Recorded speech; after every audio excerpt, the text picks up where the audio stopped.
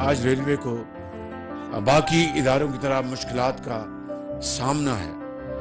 انشاءاللہ یہ مشکلات قوموں کی زندگیوں میں آتی ہیں، لیکن قومیں وہی آگے بڑھتی ہیں جو مشکلات کو چیرتی ہوئی اور زندگی کے اندھے تپیڑوں کا مقابلہ کرتے ہوئے وہ مشکلات کو عبور کریں اور قوم کو اس کے پاؤں پہ کھڑا کریں۔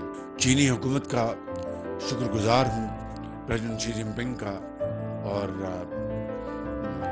ML1 ان کے ہائی ایجنڈا پہ ہے، اور انشاءاللہ ML1 کے اوپر چینی حکومت پوری طرح یکسو ہے کہ وہ انشاءاللہ اس منصوبے کو بڑی تیزی سے آگے بڑھائیں گے۔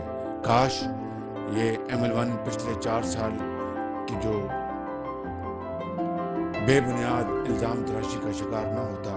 پاکستان آج اس دورائے پہ کھڑا ہے جہاں پر ایک ایک پائی ہم بچانے کی کوشش کر رہے ہیں۔ انشاءاللہ IMF سے اسی مہینے میں انشاءاللہ مجھے پوری امید ہے کہ معاہدہ ہو جائے گا اور یہ مشکلات سے ہم باہر نکل آئیں گے۔ پھر ملٹی لیٹرل اور بائی لیٹرل بھی جو ادارے ہیں وہ ہمارے ساتھ چلیں گے۔ یقین کریں، بلا مبالغہ میں یہ کہنے کو تیار ہوں کہ ہمیں بہت مشکل حالات میں حکومت ملی، لیکن اللہ تعالیٰ کے فضل و کرم سے ہم یہ کولیشن گورنمنٹ پوری طرح دن رات کوشش کر رہی ہے، اور مجھے کوئی اس کہنے میں باک نہیں ہے کہ انشاءاللہ ہم ان مشکلات سے نکلیں گے۔